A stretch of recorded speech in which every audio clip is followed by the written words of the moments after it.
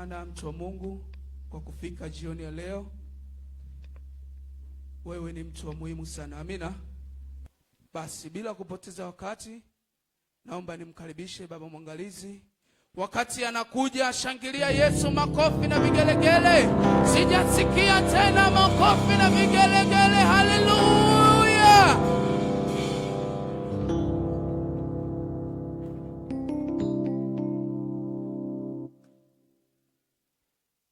Asante sana. Bwana Yesu asifiwe. Na wasalimu kwa jina la Yesu. Asante. Andika Kichangani. Naomba mkae. Watu wa Kichangani. Faraja. Wow. Pigia makofi jamani. Jitumua. Kanisa gani lingine? Ulioko hapa ambao sijawataja. Simama. Basi. Hayo mengine ambayo sikuyataja, naomba hiyo na nini ondoke nayo. Tulitangaza kwamba ni kongamano la section ya kusifu na kuabudu. Na mimi mwangalizi, kama nimekuja hapa hata mchungaji mmoja hajafika, tutajuana huko kwa kesho. Maana alitakiwa wawepo, kama mchungaji yupo, wachungaji wanatakiwa wawepo, kwa sababu tulitangaza kwamba tuwepo wote. Sasa hilo siwezi sio la kwenu, lakini naomba niseme ushuhuda wangu. Naomba mnisikilize vizuri. Mwaka 1985 wakati najiunga na jeshi la wananchi wa Tanzania, tulienda kwenye interview watu 450. Zile posti, yani nafasi, kumbe zilikuwa ni za watu 20 tu. Watu wangapi? Wale wanajeshi wakaenda wakatuonyesha wiki nzima tunafanya interview ili kuingia jeshi. Kwa muda wa wiki nzima ambayo tulihenya, ukienda chooni hapo ndio mwisho. Hauwezi magoti hawezi kaenda chini. Yaani hapo ndio umeshajumaa hapo. Siku ikatokea sasa tunaitwa majina, kama mtakaposikia majina hao ndio watakao kuwa wamefaulu kwenda. Wakaanza kuita majina. Fulani fulani, Fande, fulani fulani, Fande, fulani fulani, Fande. Mimi niliitwa mtu wa mwisho wa 20.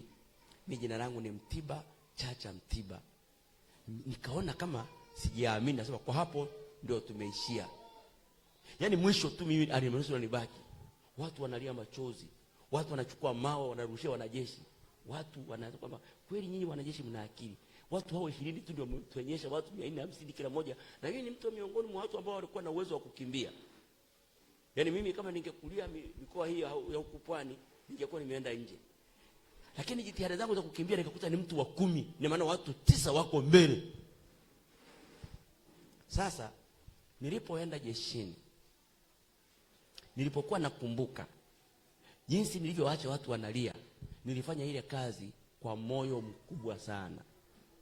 Nilipokuwa namaliza, niliitwa na kiongozi wangu, akasema, bwana mdogo, mimi nimekupenda sana. Nini unafanya vizuri, unajituma. Nenda kikosini. Nenda, kuna mtu anaitwa Sameja. Sameja anakuwa na korokoro. Akasema nenda ujipendekeze kwa huyu Sameja. Yaani alinibia siri ya kupata promotion mapema jeshini. Lakini kwa nature ya Wakuria, kujipendekeza ni issue nzito sana. Sikufanya hivyo. Na nilikaa hivyo mpaka nikatoka bila cheo. Nimefanya miaka 20 na nilikuwa nafanya kazi ambayo anatakiwa asimamie ofisa. Nilikuwa nafanya kazi, najituma. Lakini sikufuata yale masharti. Kwa nini mimi naomba niwaambie nyinyi mliokuja hapa, jitahidi sana, jipendekeze kwa Yesu. Yaani naweza wao usinielewe. Jipendekeze kwa nani? La pili, jipendekeze kwa mchungaji wako. Mpigie simu mchungaji wako. Mnunulie foja mchungaji wako. Tembelee mchungaji wako na mkate wa shilingi 100. Na kuhakikishia kama unataka mambo yako yaende, wewe jipendekeze tu kwa mchungaji.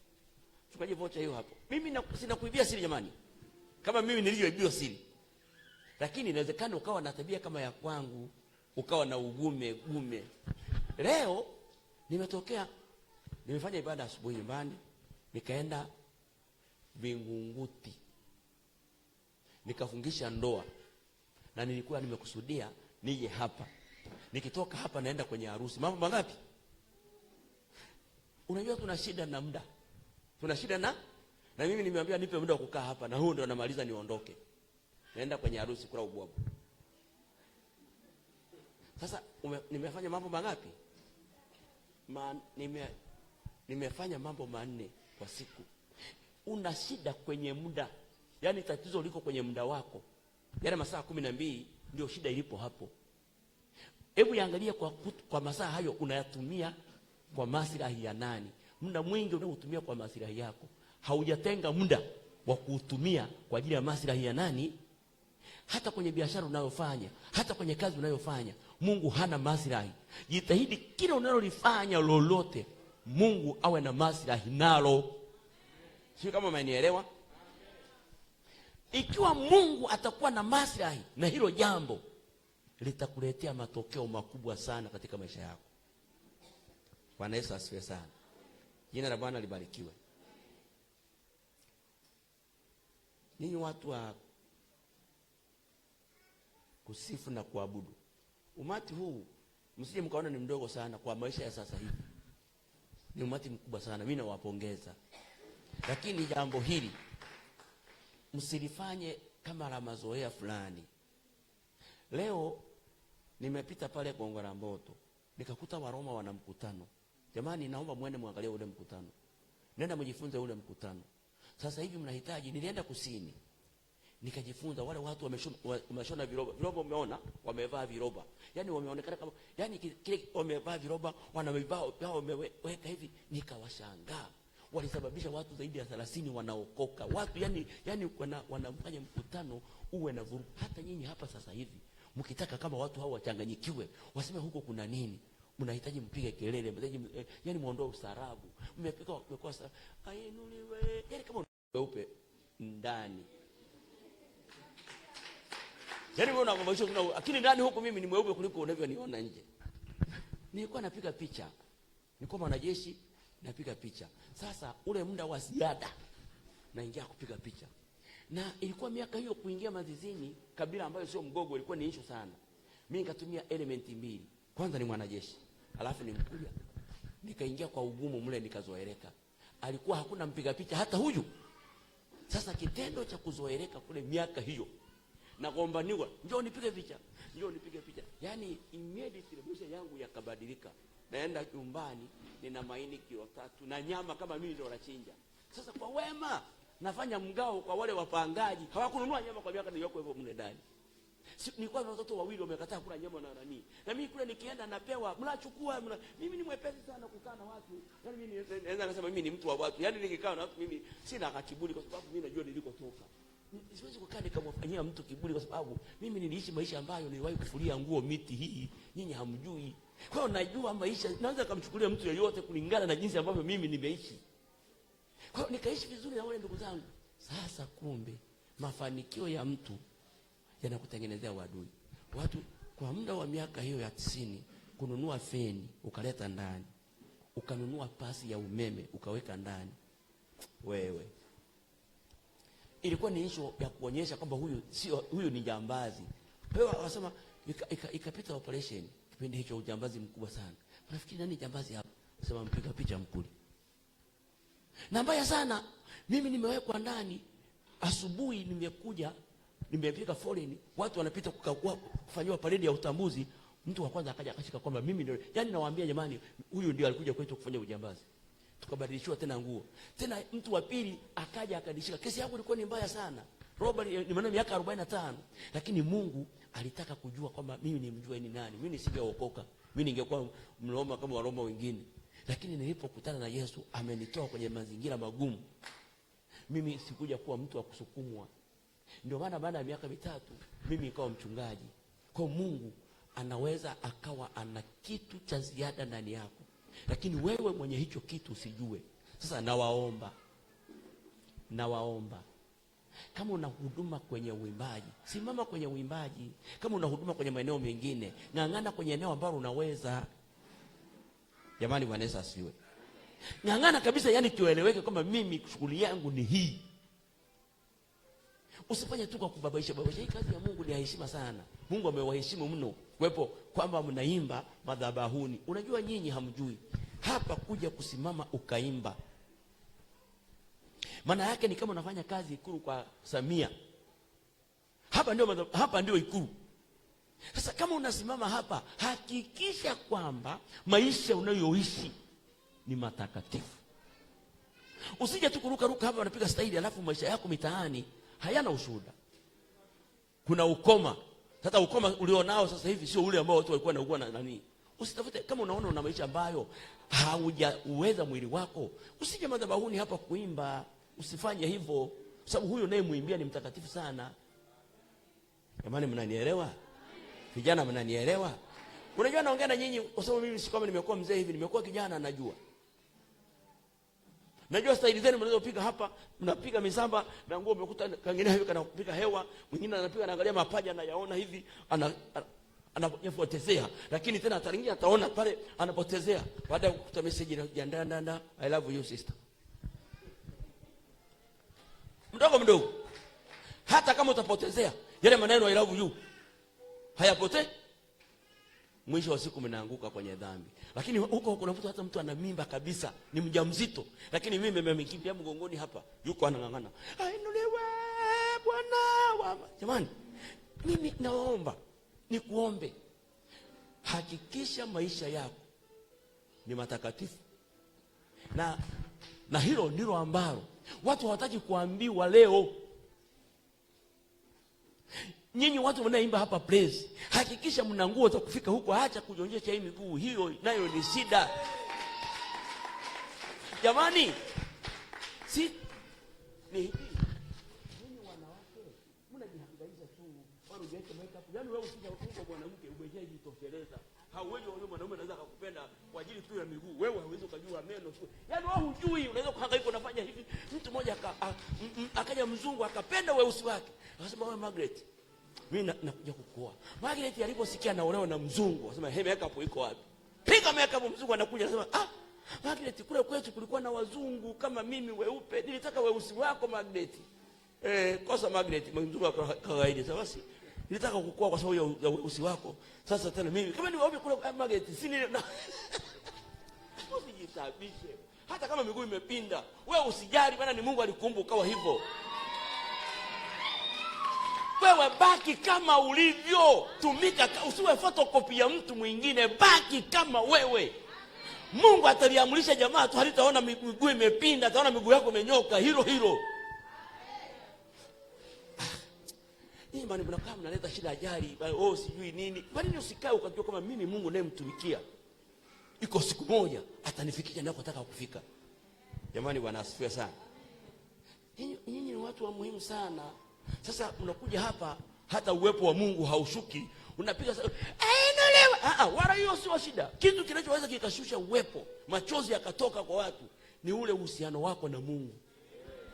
Sio, unanielewa? Yaani wewe usingangania sauti. Ngangana kwanza communication yako na Mungu ikoje? Yaani kwa lugha nyingine, hali yako ya moyo njema ndio itakayobeba huduma yako. Yaani wewe usifanye huduma ukiwa hali ya njema ndani hapo unapiga kelele, acha. Yaani unataka ufanye hii kazi ndani unaimba. Yaani moyo unapokuwa unajisikia kabisa, Bwana wa mabwana leo ainuliwe. Yaani ndani unasikia ndani ya amani inatoka ndani. Wale wanaenda kupokea unakuta tayari na wenyewe ubugujiko. Wala umwambie mtu, simama juu. Twende, maneno mengi ya nini hapo? Wewe njoo imba wimbo ambao unamfanya mtu asimame. Twende, wewe unamchaka. Yaani watu wenyewe wataenda mchaka kama kweli una connection nzuri na Mungu. Unaimba wimbo ambao unahusiana na Mungu, unamtaja Mungu. Na nyinyi nyimbo za sifa jamani, mimi hata kama kuna nyimbo ambazo za kusifu Mungu, kuna nyimbo za kumwabudu Mungu jamani, haleluya. Yaani mtu anaweza kaimba sifa hapa Yesu hajatajwa, nyimbo zozote zimtaje Yesu, zitaje wema wake. Haleluya. Jina la Bwana libarikiwe. Leo nimeamka sana, nina mafuta. Nataka niombe kwa ajili yenu niondoke. Nafungua kwa kuwaombea. Yaani leo nimeamka vizuri, niko vizuri hata hapo ninapoongea. Ninataka tu nikutamkia maneno. Nataka nitamke hata kama kuna vifungo unavyo vinaenda kufunguka. Unajua kuna vitu vingine unaweza kukuta haviendi, lakini leo maadamu umekuja na nimekutana na wewe leo, Nataka Mungu abadilishe maisha yako katika jina la Yesu. Nataka Mungu akubadilishie mfumo wa maisha. Nataka Mungu afanye kitu cha tofauti, kwa sababu hiyo sadaka ya muda uliotoa ukaja hapa, mimi nataka nitamke maneno ya Mungu juu yako na Mungu ayadhibitishe. Naomba uangalie andiko moja ambalo nalitumia, moja tu. Ayubu 22 mstari wa 28. Lisome, ndio neno ninalotaka kulitumia sasa nifungue kikao kipindi hiki, na nahisi kama nitakuwa nimetumia muda. Sikuangalia muda umenipa muda gani. Sasa soma andiko hilo niwatamkie maneno. Na Ayubu 22:28.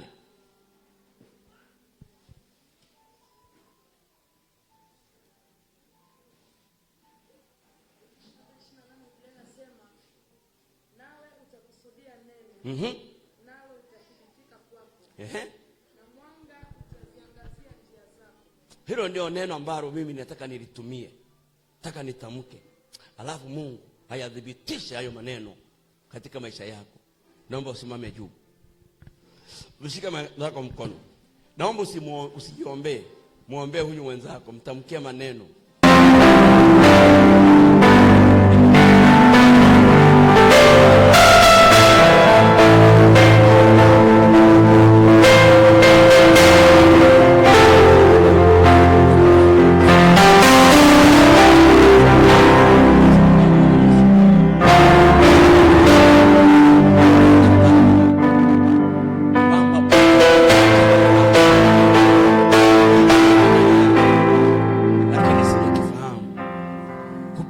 Kongamano hili naomba nifahamu hicho kitu cha thamani ulichoweka ndani yangu.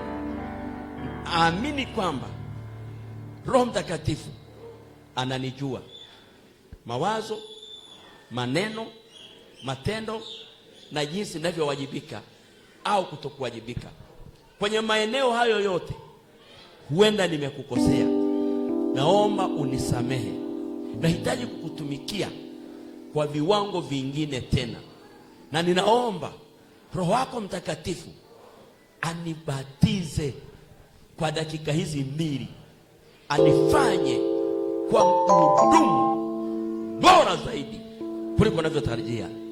Roho Mtakatifu, sasa nakusihi, kwa sababu ni dakika chache zilizobakia mbele zangu, na watu hawa wanahitaji ubatizo, watu hawa wanahitaji wainuliwe, watu hawa wanahitaji waponywe, watu hawa wanahitaji wafunguliwe, watu hawa wanahitaji wakuinulie katika roho na kweli. Hao bado ni vijana wadogo kabisa. Naomba ubatizo kwa ajili yao, naomba nguvu kwa ajili yao, naomba matokeo kwa ajili yao, naomba ukafungue vifungo. Kuna vitu vimefunga maisha yao, naomba milango hiyo ifunguke, naomba malango yafunguke, naomba malango yao yawe wazi mchana na usiku, katika jina la Yesu, katika jina la Yesu, katika jina la Yesu, katika jina la Yesu, katika jina la Yesu, katika jina la Yesu, katika jina la Yesu, katika jina la Yesu, katika jina la Yesu.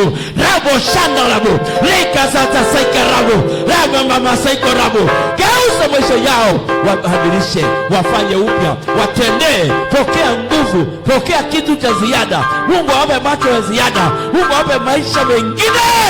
Ayo kama mama saiko rabo kasa rabo ayayayayayayayaya namoko kasa nomo kasika ribobo kasa loko sikasika lo kasa. Pokea nguvu, pokea nguvu, pokea tena, pokea tena, pokea tena, pokea tena, pokea tena. Tayari naona kuna shale ni tayari. Pokea tena uwepo, pokea tena nguvu. Tayari moto tayari unawaka. Baba, naomba Roho Mtakatifu washa moto tena.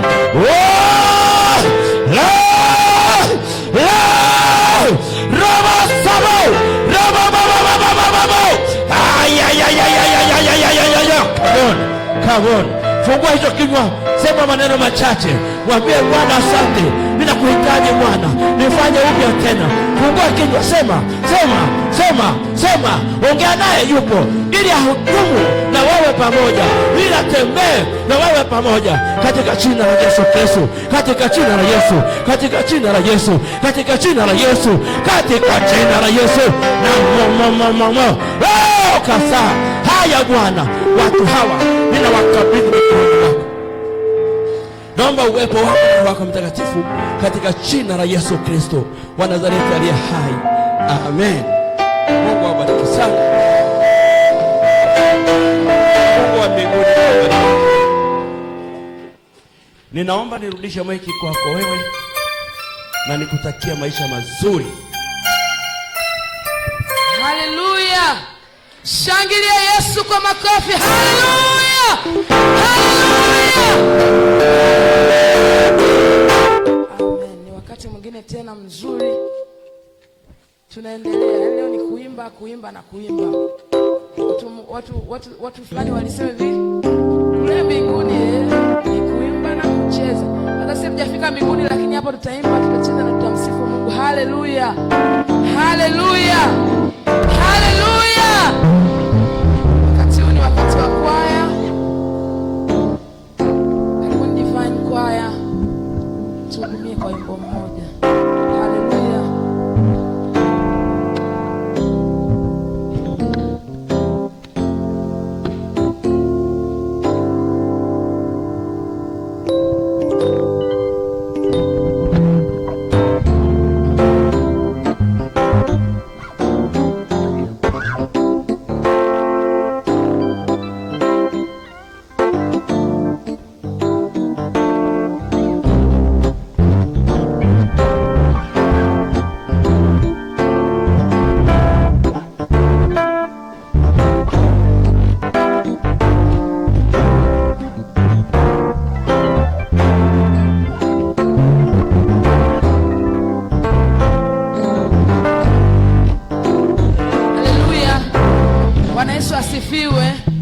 Kama kuna kwaya yoyote, kama kuna kikundi chochote, kama kuna mwimbaji binafsi yoyote, nione mimi, tuandike jina, then tutakuweka kwenye ratiba. Bwana Yesu asifiwe. Amen. Endelea.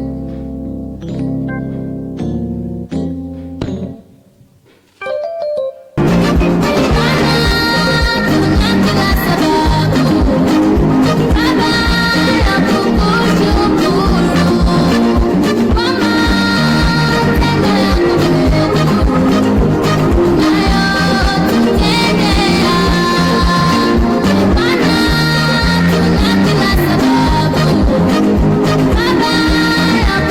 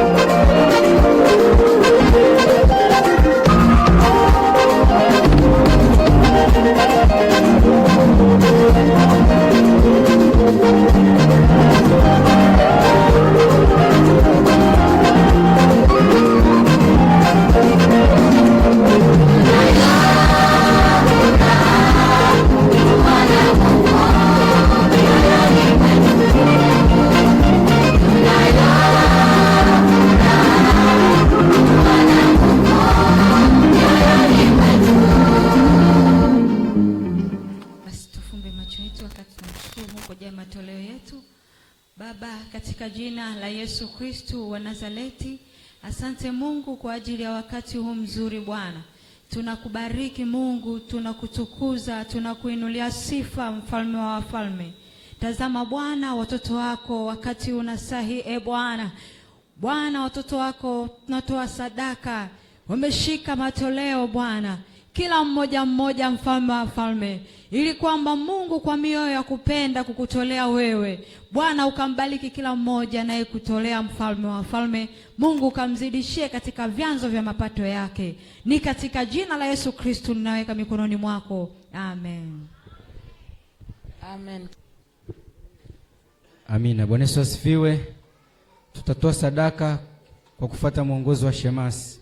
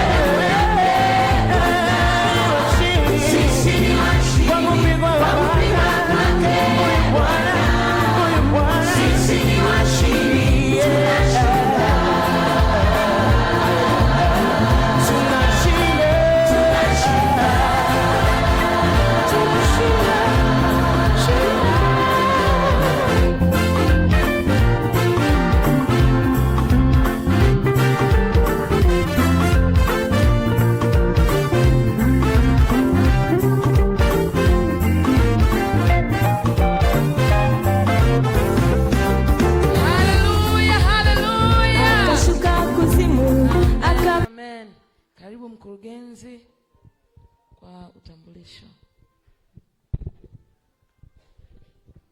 Amina. Bwana Yesu asifiwe. Bwana Yesu asifiwe kanisa. Saa hii ni wakati wa utambulisho. Amina.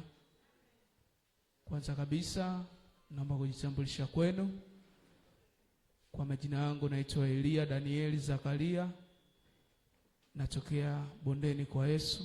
Nimeokoka, nampenda Yesu. Amina. Ni mkurugenzi wa idara ya DMS section ya Majohe. Amina. Amen. Pia kuna mkurugenzi msaidizi yupo kule nyuma, asimame apunge mkono, aseme jina lake. Karibu kumbele mkurugenzi.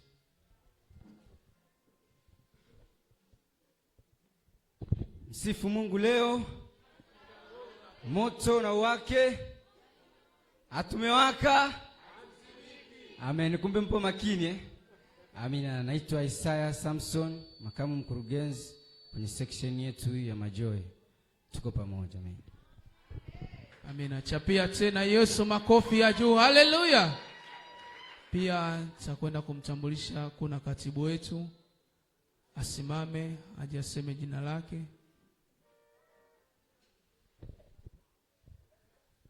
Haleluya. Bwana Yesu asifiwe. Bwana Yesu asifiwe. Msifu Mungu leo katika roho na kweli. Tusimame. Yaani wakuu wamesimama, sisi tumekaa. Sio kweli. Sio kweli. Vijana tuna nguvu. Hata wamama wana nguvu, hata wababa. Msifu Mungu leo katika roho na kweli. Haleluya. Kwa jina naitwa Martha Oscar. Nimeokoka, nampenda Yesu. Nimetokea New City. Kwa neema ya Mungu ni katibu section ya Majohe. Mungu awabariki sana. Amina. Chapia tena Yesu makofi ya juu. Haleluya. Haleluya. Wakati tunakwenda kumkaribisha katibu wetu, tunaomba tusimame. Naomba tusimame. Msifu Mungu leo. Tunaomba tusimame jamani, tusimame wote. Msifu Mungu leo katika roho na kweli. Sijasikia tena makofi wakati anakuja kiongozi wetu. Sijasikia tena vigelegele kwa Yesu. Haleluya. Amen. Atakwenda kujitambulisha yeye ni nani, ametokea wapi. Karibu. Haleluya. Bwana Yesu asifiwe. Miaka 13 ya moto wa uamsho. Tunamtaka Bwana na nguvu zake. Pamoja na Bwana. Msifu Mungu leo katika roho na kweli. Tumewaka, hatuzimiki. Amina. Unaweza kuketi. Napenda kumshukuru Mungu sana kwa siku hii ya leo ambayo Mungu ametupa kibali cha kuweza kukutana katika section nzuri ya Majohe, idara ya DMS. Haleluya. Yaani ninafurahi ninapowaona wana DMS, waimbaji wenzangu, wana muziki wenzangu. Haleluya. Najua hapa kuna wanakwaya, hapa kuna wana praise, hapa kuna wapiga vyombo, kuna mafundi mitambo, kuna watu wa media kama wanavyotuchukua picha hivi. Bwana Yesu asifiwe. Mungu awabariki sana kwa ajili ya kuandaa kongamano hili, viongozi wetu wa section, kamati ya section ya Majohe. Mungu awabariki sana. Pia nashukuru kwa ajili ya utambulisho ambao umekwisha kufanyika kwa wakati huu. Mimi naitwa Justin Mbata, ni katibu wa idara ya DMS katika jimbo letu hili la Ilala Mashariki. Bwana Yesu asifiwe. Wangapi wananifahamu?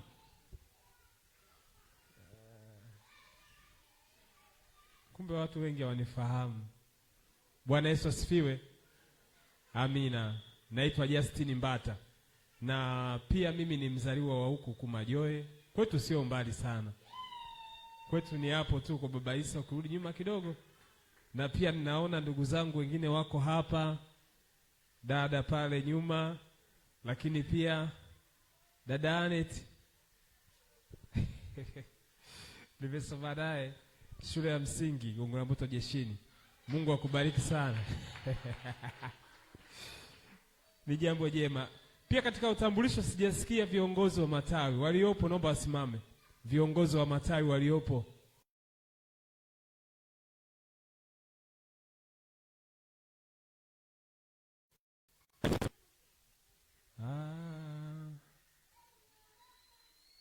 Kutoka kwa mchungaji Masegera.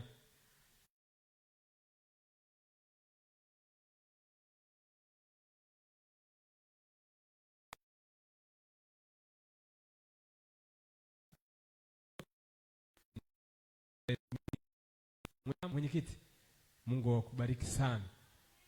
Makanisa mengine ya viongozi hawajaja. Haya, walimu wa kwaya waliofika kutoka makanisa, tusimame. Walimu wa kwaya, kanisa lolote, wenye viti wa kwaya, walimu wa kwaya, walimu wa praise, wenye viti wa praise, nyie wote ni viongozi, tunawatambua kwenye DMS. Amina. Naona pale kaongezeka kaka Mpoki, yupo dada hapa kutoka kanisa, ni mwalimu wa kwaya, mwenyekiti wa kwaya. Mungu akubariki sana. Katibu wa kwaya, Mungu akubariki. Pale mwalimu wa kwaya, Mungu awabariki sana. Tunashukuru sana. Kwa wakati huu mimi nitawaletea matangazo muhimu yanayotuhusu sisi wana DMS. Bwana Yesu asifiwe. Matangazo muhimu ambayo yanatuhusu sisi idara ya DMS. Kwanza kabisa tutakuwa na mkesha mkubwa sana wa DMS wa jimbo la Ilala Mashariki. Bwana Yesu asifiwe. Mbona mimi nitegemea nitasikia kelele, shangwe, vifijo? Yaani huu mkesha sio mkesha wa kawaida. Unaitwa mlipuko wa ibada halisi. Haleluya. Tunatazamia kukutana pale maelfu ya watu wa DMS na washirika wote. Tutafanyia mkesha huu kanisa la TAG Ukonga, ni mwezi wa 8. Kama unaweza ukaandika sehemu, andika kabisa. Mkesha huu utafanyika tarehe 7 mwezi wa 8 mwaka huu, ina maana mwezi ujao. Bwana Yesu asifiwe. Utafanyikia kanisa la TAG Ukonga. Wangapi wanapafahamu hapo? Wale ukisha kufika, kuna watu hawajafika. Kuna kanisa kubwa sana pale, lina uwezo kuchukua watu wengi sana. Kwa wewe ambao hujaye kufika, tamani kufika siku hiyo, uende ukaone namna ambavyo tutakwenda kumuinua Yesu na kumtukuza, na ule mlipuko mkubwa ukatokea siku hiyo. Bwana Yesu asifiwe. Mkesha wetu utakwenda kuanza saa 2 kamili usiku. Sio kwanza saa 4. Ukija saa 4 utakuta watu tulishaanza zamani. Yaani pale kuanzia saa 12 watu wataanza kuingia. Yaani wewe anza kujipanga. Ndio maana tumetangaziana mapema. Anza kutafuta kama ni hela yako kununua bites au kununua nini, chakula cha jioni, nunua maeneo ya jirani, kula, beba maji yako ya kunywa, tulia. Yaani saa 2 kamili tunaanza mkesha wetu. Yaani siku hiyo itakuwa ni kusifu, ni kumwabudu Mungu mpaka wingu la Roho Mtakatifu lilifunike hema yake. Bwana Yesu asifiwe. Kwa hiyo usikose wapendwa. Hii ndio tunasema mitoko yetu. Huko mitaani wana mitoko yao. Wanaenda huko kwenye mafiesta, wanaenda kwenye midundiko, wanaenda kwenye vigodoro nini. Sasa sisi tuna mlipuko wetu wa ibada. Haleluya. Wewe uliepo leo, yani nakusihi na kuomba tena ukamshawishi na mwingine. Ndio maana nimesema andika kwenye diary yako, tarehe 7 mwezi wa 8 ni mkesha wa DMS wote, waimbaji wote, mafundi mitambo wote, wapiga vyombo wote, wana praise wote, wana kwaya wote, watu wa media wote, washirika wote. Jimbo letu lina makanisa 200 na kitu. Kwa watu wote au tutakusanyika kwenye hilo kanisa siku hiyo. Utakuwa mkesha sio wa kawaida. Ninakusii wewe ambao unapata taarifa hii, anza kumshawishi na mwingine, ukawe balozi kwa mwingine, sawa? Yani usiache kumwalika mwingine, na usisahau hii tarehe. Ukisahau, usipokuja siku hiyo, utakuja kuhadisiwa jinsi ilivyokuwa. Yani ninakusii usikose. Bwana Yesu asifiwe. Pia maandalizi tumekwisha kuanza kwa praise team na maskwaya. Tuna praise team ya jimbo na maskwaya ya jimbo. Tulianza wiki iliyopita mazoezi, lakini wiki hii kuanzia kesho Jumatatu tutafanya mazoezi siku ya Alhamisi ijayo. TAG Ukonga kuanzia saa 11 jioni. Unakaribishwa wewe. Wangapi washe kuhudhuria makongamano ya kitaifa ya DMS ambao tuliopo hapa? Ni mmoja tu. Bwana Yesu asifiwe. Sasa labda nikuambie, wangapi washe kuhudhuria makongamano ya idara nyingine, labda Siezi, WWK, CMF Dodoma kule? Wangapi wameshafika? Amina. Sasa niwaambieni kitu. Hili kongamano la muziki na uimbaji sio kongamano la kawaida. Ni kongamano kubwa sana. Mimi nimeshahudhuria makongamano kama matatu hivi. Kwanza tunakutana waimbaji wote nchi nzima. Kunakuwa na kwaya, mnafahamu kuna kwaya ya Kinondoni si Revival, kunakuwa na ile praise team ya taifa ya DMS ndio inaongoza. Kunakuwa na wale waimbaji waga wanalikwa kina Gwamaka Mwakalinga, Essence, waimbaji tofauti tofauti, Dr. Epiana. Yani kunakuwa na waimbaji wengi, lakini pia kunakuwa na mafundisho mazuri ambayo yanakuandaa wewe kuwa mtumishi mzuri, kuwa mhudumu mzuri, kuwa muimbaji mzuri, kuwa mpiga chombo mzuri, kuwa fundi mitambo mzuri.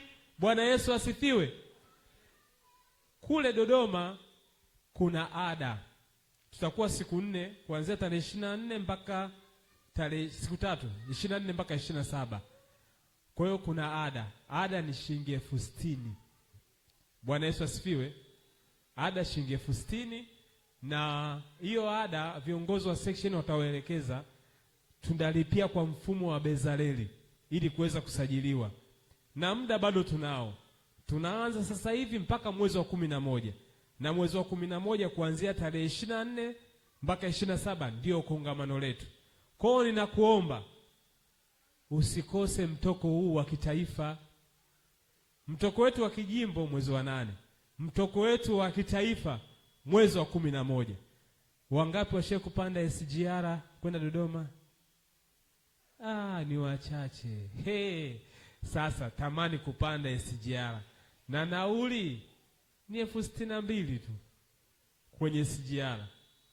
Kwa hiyo ukichanganya na pocket money yako, hela yako ya akiba, ada, nauli, ukiwa na 1,500,000 unaenda, unarudi, utapata na kununua chochote kitu njiani hivyo. Kwa jitahidi, anza kujichanga taratibu. Mwezi wa 11 bado muda tunao. Ukisema unaweza kujikusanya kufika mwezi wa 11. Natamani section ya Majoe twende wote kama tulivyo hivi. Inawezekana? Sasa wewe jipange na mimi najipanga, sitakosa. Ikiwezekana tuchukue mabewa yetu kadhaa kwenye SGR, tunalipia, tunaenda, tunarudi. Sawa? Tutaendelea kukumbushana matangazo yetu kuhusu safari hii ya Dodoma. Pia napenda kuwapongeza, mna timu nzuri sana ya kusifu na kuabudu. Mungu awabariki. Hebu mshangilie Yesu kwa ajili ya timu ya kusifu na kuabudu. Hii timu ni ya mahali pamoja au ni ya section? Timu ya section. Safi sana. Yaani hii timu moja kwa moja mshasajiliwa kwenye timu ya jimbo. Karibuni. Yaani moja kwa moja. Bwana Yesu asifiwe. Nimeona hapa kuna dogo anapiga bass gitaa hatari. Toka tukuone kwenye mazoezi kule jimboni. Haleluya. Amina. Kwa hiyo nilikuwa nawapongeza katika hilo, lakini pia nimeona kuna kwaya zimeimba. Kuna kwaya mahali hapa, lakini kuna kwaya kwa mchungaji Masegela. Tumshangilie Yesu kwa ajili yao pia. Mmefanya vizuri sana sana sana. Mungu awabariki. Najua kwaya ziko nyingi, lakini tutaendelea kuziona kadri siku zinavyozidi kwenda. Pia napenda kumshukuru Mungu kwa ajili ya mwangalizi wetu, ametoka mahali hapa. Tunamshukuru kwa ajili ya kutukaribisha kwenye section yake, lakini pia tunamshukuru mchungaji wa mahali hapa, mchungaji Salehe, kwa kutukaribisha kuweza kuwepo na kongamano mahali hapa. Najua hayupo, ila mama naona yupo. Mama, utatufikishia salamu kwa baba. Mungu awabariki sana sana. Pia Mungu awabariki viongozi wetu wa section. Katika ziara yetu hii sisi viongozi wa jimbo, nimekuja na kiongozi wangu na kiongozi wenu. Hapa tunaye makamu mkurugenzi wa idara ya DMS jimbo la Ilala Mashariki, kakaangu Po. Karibu sana Laurent Po Kizoya, uje uwasalimie wana DMS na kuendelea na ratiba iliyoko mbele yetu. Karibu sana.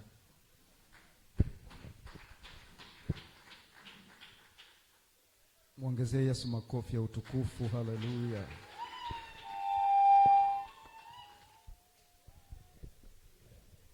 Asante sana katibu, Mungu akubariki sana. Bwana Yesu asifiwe sana. Msifu Mungu leo katika roho na kweli.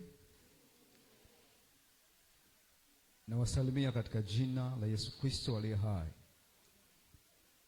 Nimesimama katika madhabahu hii kwa niaba ya mkurugenzi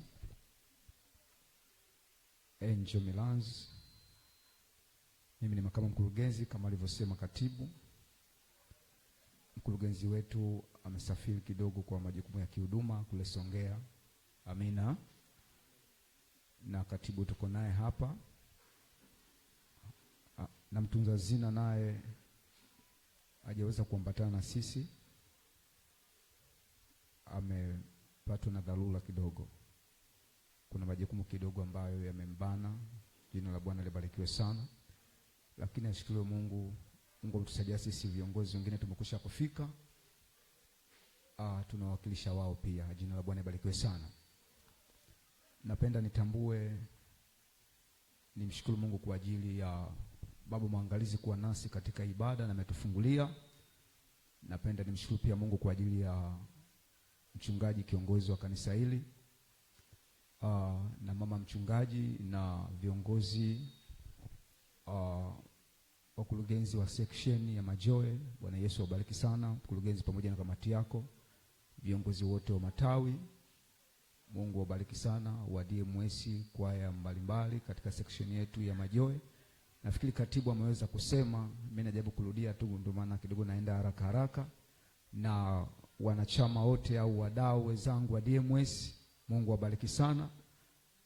Kila idara Mungu awabariki mno. Wapigaji vyombo Mungu awabariki sana, kwaya zote wote ambao mmehusika kwa namna moja nyingine, watu wa tehama, watu wa media, kwaya waimbaji binafsi, Mungu awabariki sana wote. Mungu awabariki kwa ujumla wenu. Itifaki imezingatiwa. Mpe Yesu makofi glory, mpe Yesu makofi glory. Amen. Katibu, na mimi itifaki imezingatiwa. Najua mzangu ulishatangulia tayari, ulishanitengenezea njia. Na wapende watu wa Mungu, yaani watu wanapomsifu Mungu kwa kweli namtukuza Bwana Yesu. Kwa majina yangu naitwa Laurent Paul Kizoya. Amen. Nimeoa mke mmoja. Mungu ametubarikia watoto wawili wa kiume. Firstborn wangu anaitwa Isaac, wa pili anaitwa Israel. Natokea katika kanisa la kule TAG Mwanagati kule Kitunda kwa mchungaji Zabloni Matthew Mwizagi au Papa. Natumaini wengine mnamfahamu Asanteni sana. Basi natumaini naweza nikaendelea sasa kwa muda huu nilionao. ili tumalize kipindi hiki.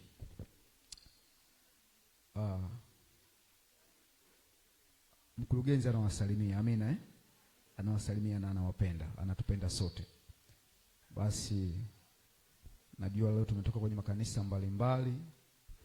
Natamani Roho Mtakatifu anisaidie niongee kwa muda mfupi ili tumalize ratiba hii kwa msaada wa Roho Mtakatifu. Najua kuna wengine mnifahamu, wengi tu wamnifahamu. Au wangapi na mimi wananifahamu? Ni mmoja tu, na huyo hapo. Amen. Natumai wengine mnanifahamu leo, si ndio? Tutaendelea kufahamiana. Asanteni sana. Basi katika siku ya leo natamani nizungumzie neno la Mungu kwa ufupi. Naomba nimshukuru Mungu. Baba, katika jina la Yesu Kristo, umenipa neema na kibali kuzungumza na watu hawa ambao Yesu uliacha enzi kwa ajili yao ukaja duniani. Bwana Yesu, kwa nguvu na kwa upako wa Roho Mtakatifu, ninaomba neema kusema na watu wako. Roho Mtakatifu, endelea kunijaza maarifa na hekima, niwasilishe kile ambacho nataka niwasilishe kwa muda huu tulionao. Kwa jina lako Yesu Kristo, mwana Mungu aliye, tunajizamisha ndani ya damu ya Yesu, na kila mamlaka ya giza haina uwezo katika anga, katika hewa na katika ardhi, katika jina la Yesu aliye hai. Kila kitu kipo chini ya utawala wa Mungu aliyeziumba mbingu na nchi. Kwa jina la Yesu sema amen. Basi jioni leo kwa neema ya Mungu naomba nizungumzie ujumbe kwa kifupi sana. Mungu anisaidie nizungumzie habari ya ijue DMS au ifahamu DMS. Bwana Yesu asifiwe sana. Ijue DMS au ifahamu DMS. Kuna neno ambalo mkurugenzi wetu wa taifa Mchungaji Timothy Mwita napenda kuliongea hata nilipokuwa kule kwenye ile kamati ya bodi. Amen. Kwanza Mungu wabariki sana ambavyo mmehusika kwa namna moja au nyingine. Amen. Kwa niaba ya mkurugenzi wetu naomba tuwashukuru sana. Bwana Yesu awabariki sana kwa vile mlivyohusika kwa namna moja au nyingine. Huwa napenda kusema mkurugenzi wetu wa DMS taifa kwamba unatakiwa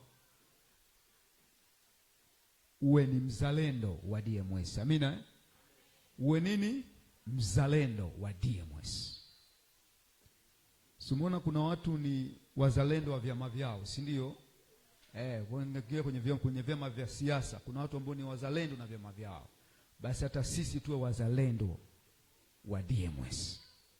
Jina la Bwana barikiwe sana. Kwa somo langu jioni leo kama ambavyo nimesema kwamba ijue au ifahamu DMS. DMS ni nini? DMS ni nini au nini maana ya DMS? DMS ni idara ya muziki na uimbaji inayojumuisha au inayoundwa na makundi 7. Amen. Naomba nirudie tena. Ifahamu DMS au ijue DMS. DMS ni idara ya muziki na uimbaji inayojumuisha au inayoundwa na makundi 7. Tuko pamoja mpaka hapo? Hayo makundi 7 ambayo ni kikundi cha praise. Amina. Kikundi cha praise. Sawa, praise team, si ndio? Au kikundi cha sifa na kuabudu. Kikundi cha kwaya. Amina. Kikundi cha waimbaji binafsi. Kikundi cha waimbaji binafsi anaimba, ujue mwana DMS anafanyaje? Anaimba. Sawa sawa watu wa Mungu. Ukiona mpiga gitara bezi pale anapiga, mpiga drum pale anapiga, mpiga kinanda kadhalika, gitara solo na vyombo vingine, jua kwamba DMS anafanyaje? Anapiga vyombo. Ukiona fundi mitambo kule na seti, jua mwana DMS anafanyaje? Anaweka mambo vizuri. Bwana kaka hapo unamuona anavyofanya hapo. Ananichukua kidogo hapo. Unajua anaonekana hata kwenye mtandao hapo, si ndio? Kaka sinaonekana eh? Wow. Amen. Mwana DMS huyo. Jina Bwana barikiwe sana. Mwana DMS. Kwa hiyo sisi sote ndio wana DMS katika makundi hayo 7 ambayo nimeweza kuyataja. Jina la Bwana libarikiwe sana. Na haya makundi ndiyo yanayotengeneza ibada. Bwana Yesu asifiwe. Haya makundi 7 ndiyo yanayotengeneza au yanayounda ibada. Na bila haya makundi kukaa kwenye nafasi zao, mchungaji atapata tabu sana kwenye huduma yake. Bwana Yesu asifiwe sana. Ndio sababu kabla mchungaji hajahubiri, lazima kwanza ya makundi yatangulie. Si ndio watu wa Mungu? Tunakubaliana? Lazima kwanza ya makundi yatangulie. Utamsikia pale mtu akinanda pale anapiga, utasikia mtu avoko anaanza kuimba. Lazima fundi mitambo wa seti kule maiki. Bwana Yesu asifiwe sana. Mtu wa media lazima aanze pale. Jina Bwana barikiwe sana. Yaani utaona watu katika vikundi mbalimbali wakifanya kazi yao. Na ndipo hapo mchungaji ataona kazi yake ikiwa rahisi. Jina la Bwana barikiwe sana. Kwa hiyo sisi watu wa DMS tunaweza kufanya mchungaji akafanikiwa katika huduma yake au asifanikiwe. Kwa hiyo tutambue nafasi zetu na kusimama katika nafasi zetu. Na ninaomba tusitengane. Bwana Yesu asifiwe sana. Mtu wa kwaya na mtu wa praise nyewe ni kitu kimoja. Watu wa media nyewe ni kitu kimoja. Mafundi mitambo nyewe ni kitu kimoja. Waimbaji binafsi nyewe ni kitu kimoja. Watu wa tehama nyewe ni kitu kimoja. Jina la Bwana Yesu libarikiwe sana. Tuko pamoja watu wa Mungu. Naomba nikupe maandiko kama mawili alafu nimalize kipindi hiki. Maandiko kama mawili na dakika 5 tu zimebakia. Mambo ya Nyakati wa Pili sura ile ya 5. Takupa maandiko matatu. Mambo ya Nyakati wa Pili sura ya 5 mstari wa 13 hadi wa 14. Na Mambo ya Nyakati wa Pili sura ya 20 mstari wa 20 mpaka 23. Na Samueli wa kwanza sura ya 16 mstari wa 14 hadi wa 18, na tutaluka tunasoma mstari wa 23. Naomba tuwe maandiko tuweze kuyasoma, kama nitapata mtu wa chap asome alafu tumalize kipindi hiki. Jina la Bwana libarikiwe sana. Naomba Mambo ya Nyakati wa Pili sura ya 5 mstari wa 13. Katika hizo dakika 4 nilizonazo tutumie kusoma maandiko haya. Kuna mtu aliyepata hapo? Kama kuna aliyepata karibu.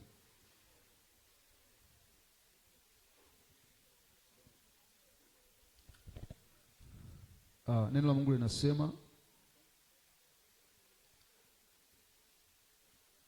nimesema Mambo ya Nyakati wa ngapi? Sura ya 5, si ndio?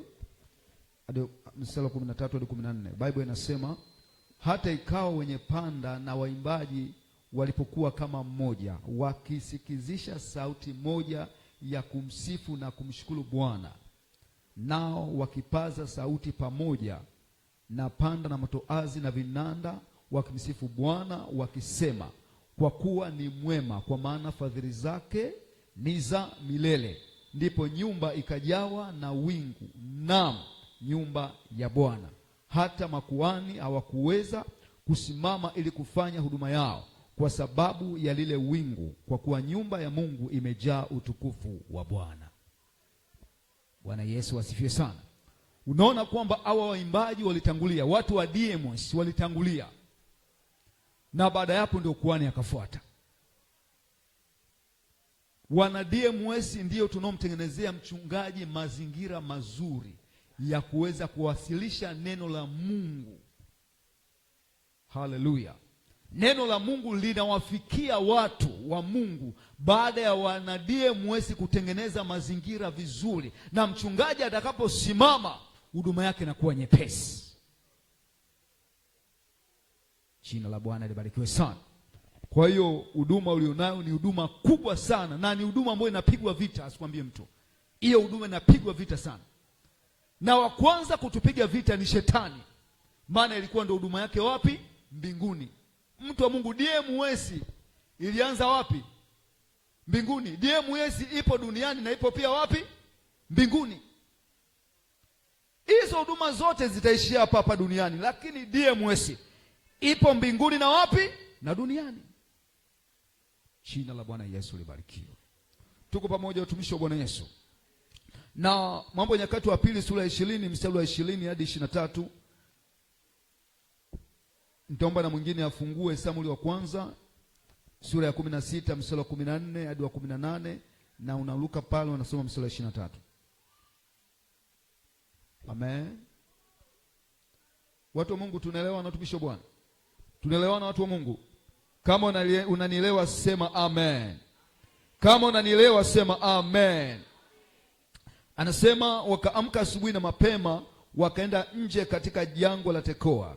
Nao walikuwa wakitoka. Anasema Yehoshafati akasimama akasema, nisikieni enyi Yuda nanyi wenyeji wa Yerusalemu. Mwaminini Bwana Mungu wenu, ndivyo mtakavyothibitika. Waaminini manabii wake, ndivyo mtakavyofanikiwa. Naye alipokwisha kufanya shauri na watu, akawaweka wale watakaomwimbia Bwana na kumsifu katika uzuri wa utakatifu, wakitoka mbele ya jeshi na kusema, mshukuruni Bwana, kwa maana fadhili zake ni za milele. Nao walipoanza kuimba na kusifu, Bwana akaweka waviziao juu ya wana wa Amoni na Moabu na wa mlima Seiri waliokuja juu ya Yuda, nao wakapigwa, kwani wana wa Amoni na wa Moabu waliwaondokea wenyeji wa mlima Seiri kuwaulia mbali na kuwaharibu. Nao walipokwisha kuwakomesha hao wakahao Seiri, wakajitia kuharibu kila mtu na mwenzie. Jina la Bwana libarikiwe sana. Wana DMS ndio ambao tunamwamsha Mungu. Haleluya. Yaani tunamwambia Mungu, tunapoweza kumwimbia Mungu tunamwambia Baba, achilia majeshi yako ili watupiganie vita vyetu. Sikiliza, kuna vita fulani unaweza kupitia katika maisha yako, lakini utakapokubali kusimama katika huduma hii ya DMS kwa ukamilifu, utamwona Mungu anakupigania vita vyako yeye mwenyewe, na maadui zako wataanza kupigana wao wenyewe. Bwana Yesu asifiwe sana. Amesema hapa mwangalizi wetu kwamba tumsifu Mungu katika nini? Katika utakatifu. Katika nini? Katika utakatifu. Tutakapoanza kumsifu Mungu, kila mmoja akasimama katika nafasi yake, kuna vita vingine hutahitaji uombe, Mungu mwenyewe tu anaingilia kati. Si unaelewa mtu wa Mungu?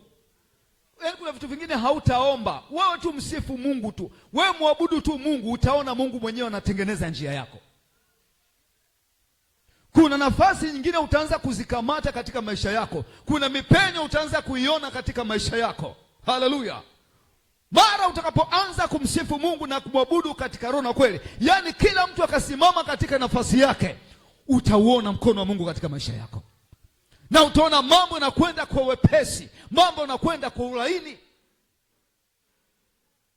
Jina la Bwana libarikiwe. Katika hilo nina ushuhuda nao ninapoenda kumalizia. Nimekuwa katika huduma Mungu akinisaidia ya muziki na ya DMS, muziki na uimbaji. Nimekuwa nikifanya huduma na nimekuwa nikimwona Mungu akinisaidia, akiwagusa watu wakija kuyabariki maisha yangu. Bwana Yesu asifiwe sana. Yaani kuna vitu vingine huwezi kustruggle, yaani Mungu mwenyewe anaingilia kati. Bwana Yesu asifiwe sana. Bwana Yesu asifiwe sana. Sisemi kwamba tuwe focus na vitu kama hivyo, hapana. Mimi nafanya huduma na Mungu anawagusa watu na huduma yangu, wanakuja kunigusa. Amina. Watu wananikia fedha kwenye bahasha. Jina la Bwana libarikiwe sana. Mtumishi wa Mungu, Mungu akubariki sana. Shinga nakamata bahasha, unakamata bahasha imenona, iko vizuri. Bwana Yesu asifiwe sana. Sio kwamba niko focused na hilo. Mimi niko focused katika kumwabudu Mungu na kumsifu. Na kukupitia hivyo Mungu anayagusa pia maisha yangu. Ukimgusa Mungu, Mungu anayagusa maisha yako pia. Kwa kukuinulia watu, wanakupatia vitu. Jina la Bwana libarikiwe sana. Kwa hiyo sisi tutafute kumgusa Mungu. Sisi tutafute kumhudumia Mungu. Yaani tumguse Mungu kwa kumhudumia, kwa kuimba nyimbo za kumtukuza yeye, kwa kuweza kupiga vinanda, kwa kuweza kuburuza gitara besi, kwa kuweza kupiga ile drum. Haleluya. Kuweza kuseti mitambo vizuri. Watu wa teama wanasema katika nafasi zao, watu wa media katika nafasi zao. Mungu anawagusa watu na watu wanayagusa maisha yako. Bwana Yesu asifiwe.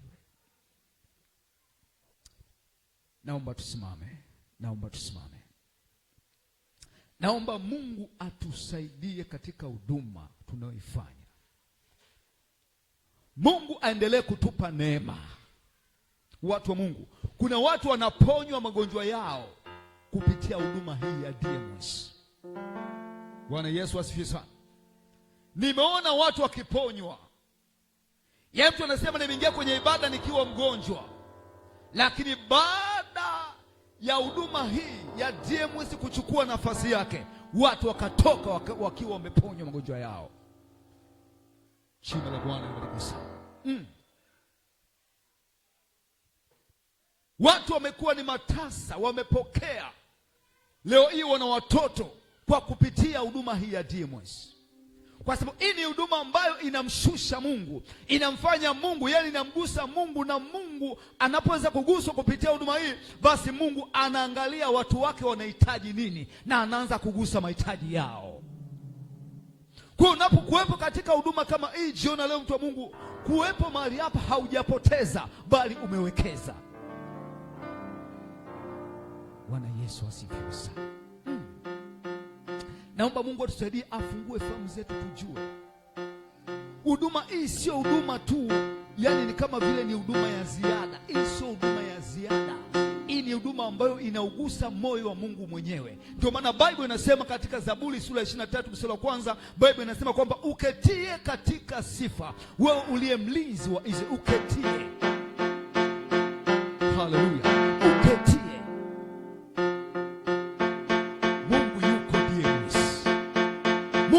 DMS. Naomba huduma hii uchukue kwa namna nyingine. Mara unapoweza kupewa wito au kupokea wito kwa habari ya DMS, tutakuwa na matukio fulani, naomba uzingatie kuwepo kwenye hayo matukio. Kwa sababu kuna mambo makubwa yanafanyika katika maisha ya watu. Kuna mambo makubwa yanafanyika ulimwengu wa roho. Na kuna nafasi utaanza kuziona katika maisha yako mpaka unaweza ukajishangaa. Imekuwaje? Mbona sikuomba? Mbona jambo hili sikumuomba Mungu? Kumbuka ile siku ulipomwabudu Mungu katika roho na kweli. Kumbuka ile siku ulipomsifu Mungu. Kumbuka ile siku ulipopiga ile gitaa. Kumbuka ile siku ulipopiga kile kinanda. Kumbuka wewe mtu wa teamo ulichofanya kwa Bwana. Kumbuka wewe mtu wa media. Kumbuka wewe mwimbaji binafsi. Kumbuka ulichofanya kwa Bwana. Na Mungu akaangalia ule utumishi wako na akaanza kuyagusa maisha yako. Yaani kugusa maeneo ya uhitaji wako. Mwambie Bwana Yesu, naomba neema jioni. Naomba Bwana unisaidie jioni leo. Data ya maya kablo honda raboska. Sisi ni kitu kimoja. Katika makundi ambayo nimeyataja, unapoona mwanakwaya anaimba, jua mwana DMS anaimba. Unapoona kila kikundi nilichokitaja mahali hapo kimesimama katika nafasi yake, jua ni mwana DMS amesimama katika nafasi yake. Sisi wote ni wa muhimu, sisi wote ni wa thamani mbele za Bwana. Baba, naomba neema kwa jina la Yesu. Baba, naomba neema kwa jina la Yesu. Naomba neema Roho Mtakatifu. Wewe ni Alfa na Omega Bwana, unaujua moyo wangu Yesu. Niko mbele zako jioni ya leo. Yes.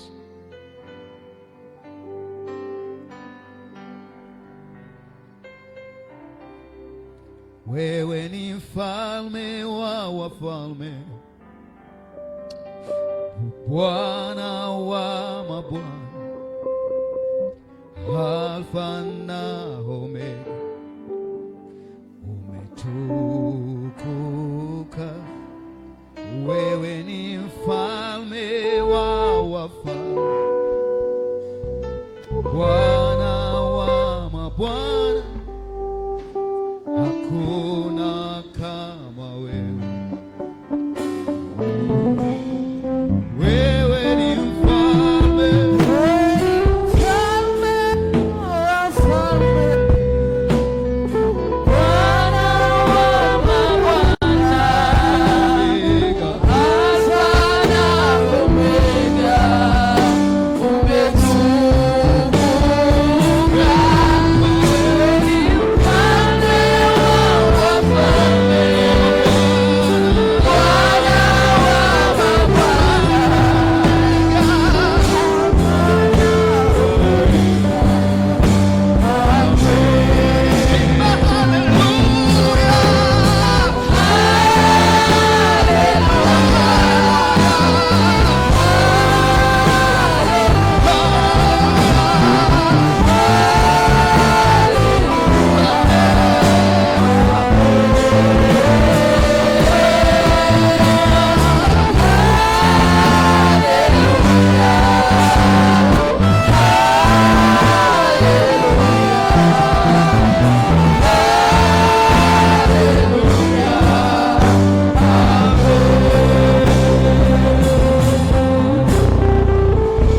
Baba, katika jina la Yesu aliye hai, asante kwa wapendwa hawa Yesu, ambao wameacha majukumu ambayo wangekuwa wanayafanya muda huu, lakini Yesu akakubali kuja mbele zako, wakaweza Bwana Yesu kutii mamlaka, wakaamua kuja Bwana kwenye ibada hii kusikiliza viongozi wao wanasema nini. Baba, naomba uwape baraka za utii kwa jina la Yesu, kwa kutii, kwa kuja kwenye ibada hii. Baraka za kutii kwao ziambatane nao kwa jina la Yesu. Baraka za kutii kwao ziambatane nao kwa jina la Yesu. Wamefunikwa kwa damu ya Yesu, wamefunikwa na nguvu za Roho Mtakatifu. Baba, unawapigania vita vyao. Baba, unawashindia kwa jina la Yesu. Hakuna chochote cha kuwazuia, hakuna chochote cha kuwapinga, hakuna chochote cha kusimama kuzuia mpango wako na kusudi lako juu ya maisha yao. Kwa jina la Yesu aliye hai, wamebarikiwa kwa jina la Mungu Baba na jina la Mungu Bwana na jina la Mungu Roho Mtakatifu. Amen, amen. Kwa Yesu makofi ya shangwe. Haleluya.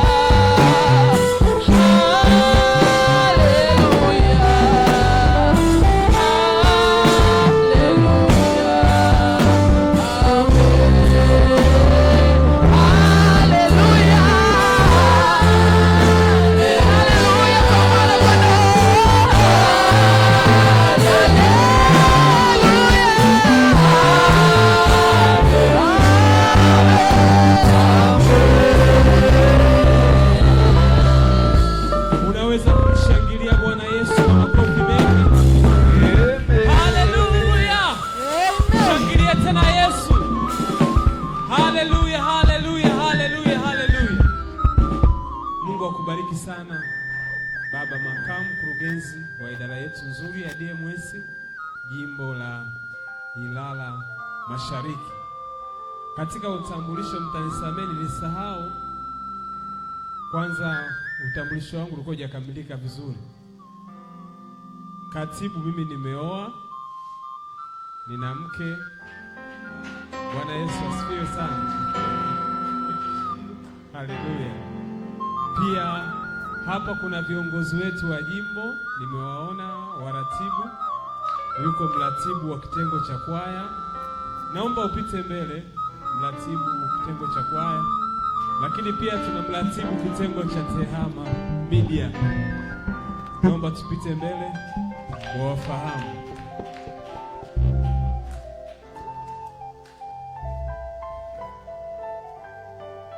Amina. Sogeeni hapa.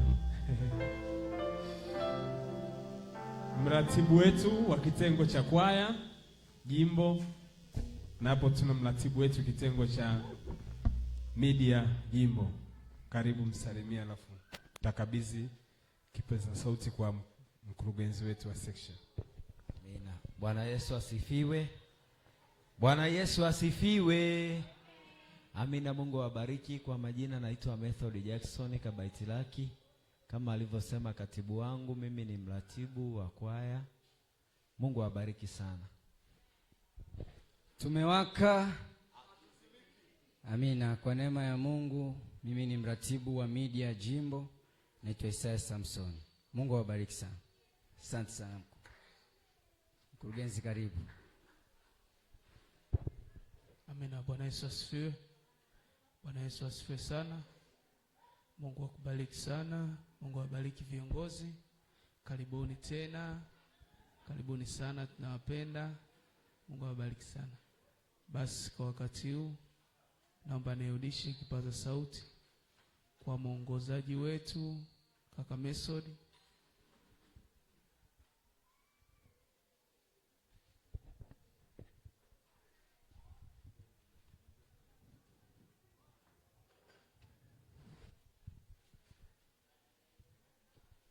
Basi naomba tusimame.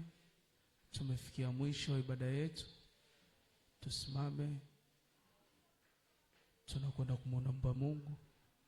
Baba, katika jina lako Yesu Kristo mwana wa Mungu aliye hai, asante kwa neema yako na nguvu zako, Mungu mwenye uweza. Tumekuona tulipoanza, mfalme wa amani. Umekuwa pamoja nasi katika mambo mbalimbali. Wengine tumetokea kila mmoja katika kanisa lake ibada yao, Mungu. Nasi tumekuona, umetuinua, umetulinda Jehova.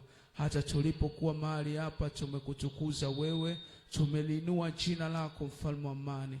Tunarudisha sifa na shukrani na heshima mbele zako, kwa kuwa ni wewe unastahili kuabudiwa. Hakuna Mungu mwingine kama wewe, mfalme wa amani. Tazama ni saa nyingine, kila mmoja anapokwenda kurejea. Unaomba Mungu kasimame naye. Tunaomba Mungu kamfunike kwa damu yako Jehova. Ukatembee naye, mfalme wa amani, siku zote za maisha yake. Asikuache, mfalme wa amani. Nasi kama watumwa wako Mungu, tukazidi kukujua wewe, mfalme wa amani, katika maisha yetu Jehova. Tuzidi kukujua na kukufahamu zaidi Mungu.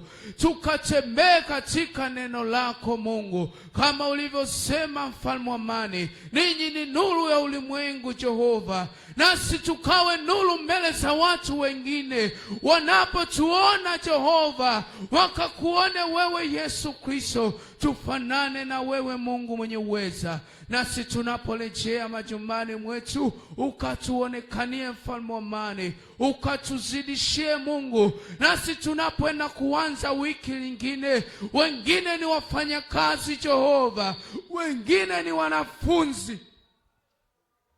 Onekana kwao, mfalme wa amani. Simama nao Jehova Shama. Tunakabidhi kila mmoja mikononi mwako, tukisema asante kwa kuwa utaenda kusimama nasi. Ni katika jina la Yesu Kristo, kila mmoja aseme amen.